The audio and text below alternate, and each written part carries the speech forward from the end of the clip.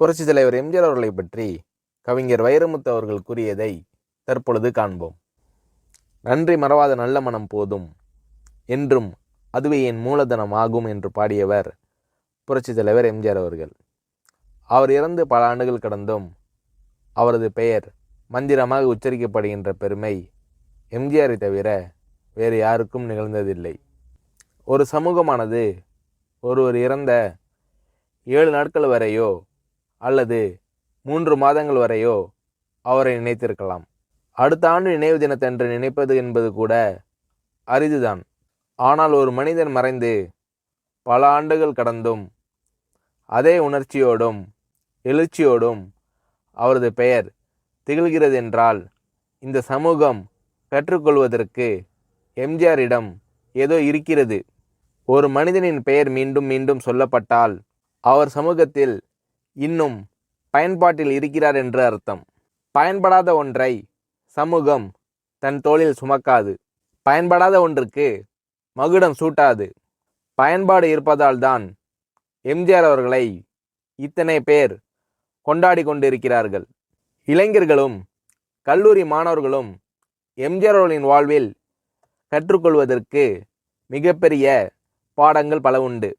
5 ஆண்டு திட்டங்கள் போட்டது போல் 10 ஆண்டு திட்டங்கள் போட்டவர் எம்ஜிஆர் அவர்கள். 1917 பிறக்கிறார். 1947 அவர் முதல் படம் வெளிவருகிறது. 1957 நாடோடி மன்னன் தயாரிக்கிறார். 1967 அவர் சார்ந்திருந்த திராவிட முன்னேற்றக் கழகம் ஆட்சிக்கு வருகிறது.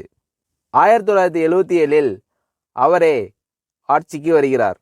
1987 விடை பெறுகிறார். 10 5ஆண்டு திட்டம் போட்டு இந்தியா வளர்ந்தது போன்று 10 ஆண்டு திட்டம் போட்டு வளர்ந்தவர் எம்ஜிஆர் என்பதை நாம் புரிந்து கொள்ள வேண்டும். ஆரம்பத்தில் எம்ஜிஆர் அவர்கள் சந்தித்த அவமானங்கள் போன்று இன்னொருவர் சந்தித்திருந்தால் அவரின் வாழ்க்கை அன்றே முடிந்திருக்கும். அவமானங்களை எல்லாம் வெகுமானங்களாக்கி கொண்டு வளர்ந்தவர் எம்ஜிஆர். எம்ஜிஆர் அவர்கள் தான் நடித்த முதல் படத்தின் இயக்குனரிடம் தன்னை அடையாளப்படுத்தும் விதமாக தனது முகத்தை திரையில் ஒரு முறை காட்ட வேண்டுமென வேண்டுகோள் விடுத்தார். அதற்கு அந்த இயக்குனர், உன் முகத்தை காட்டும் அளவுக்கு நீ அவ்வளவு முக்கியமானவர் இல்லை என்று கூறி புறக்கணித்தார். ஆனால் அந்த முகம்தான் பின்னாளில் தமிழர்களின் நெஞ்சில் பச்சை குத்தி கொள்ளப்பட்ட முகம். அந்த முகம்தான் மறைந்தும் மறையாத திருமுகம்.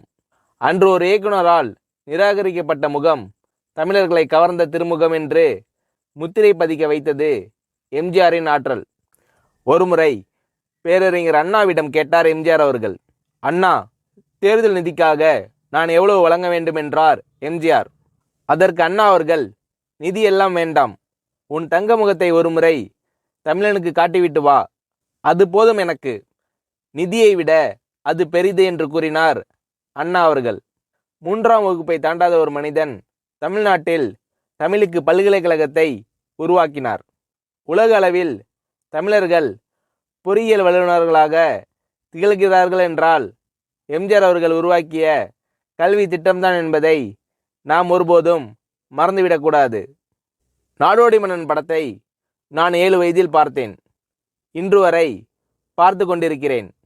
7 வயதில் என் மனதில் என்னென்ன ஆச்சரியங்களை உண்டாக்கியதோ, எந்தெந்த இடத்தில் அவர் தமிழும் அவர் முகமும் என்னை கவர்ந்ததோ, என் 65வது வயதிலும் அதே எழுச்சிதான் என்னுள் எழுகிறது.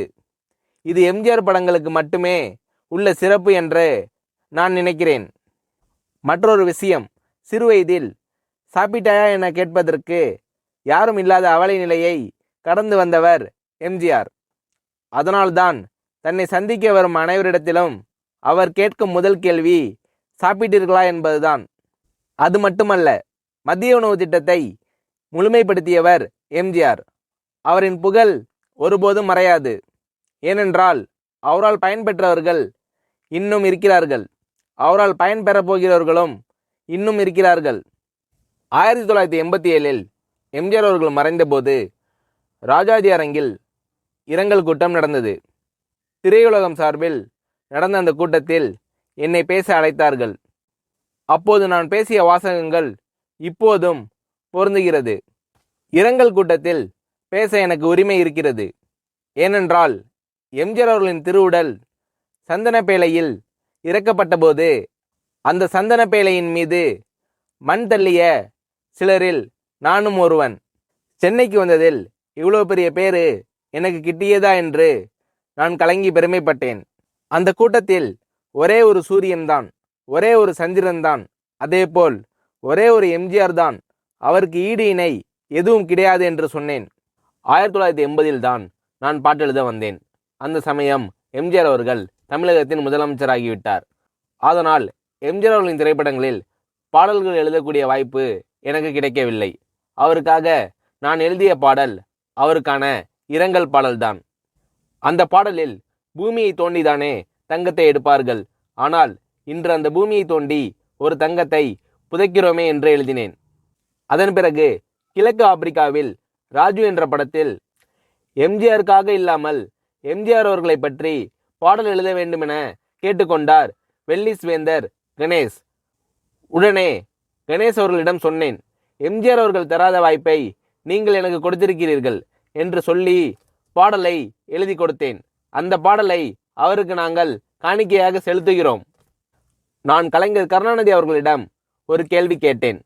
எம்ஜிஆரை நீங்கள் பிரிந்ததற்காக அல்லது பிரிக்கப்பட்டதற்காக என்றாவது வருந்திருக்கிறீர்களா என்று கேட்டேன். அதற்கு கலைஞர் அவர்கள் சொன்னார், அது ஒரு வகையில் நல்லதாகிவிட்டது.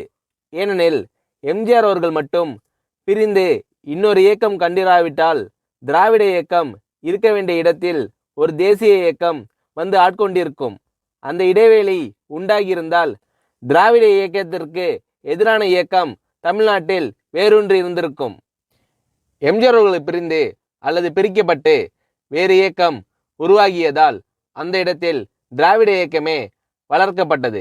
இது எம்ஜிஆரால் கிடைத்த நன்மை என்று கலைஞர் கருணாநிதி அவர்கள் சொன்னார். தமிழின் புகழ் எப்படி மறையாதோ, காவிரி எப்படி தமிழர்களோடு கலந்து விட்டதோ, இசை எப்படி தமிழர்களுக்கு ஒரு அங்கமோ, அதேபோல் எம்ஜிஆர் என்ற பெயரும் தமிழர்களின் வாழ்வோடு கலந்துவிட்ட ஒரு திருப்பெயர். அவரின் புகழ் வாழ்க.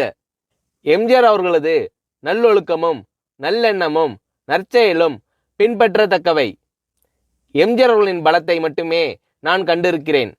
அந்த பலன்களையும் நற்செயல்களையும் மனித நேசத்தையும் தமிழ் சமூகம் பின்பற்ற வேண்டும் என்று புரட்சித் தலைவர் எம்ஜிஆர் அவர்களை பற்றி கவிஞர் வைரமுத்து அவர்கள் கூறுகிறார்.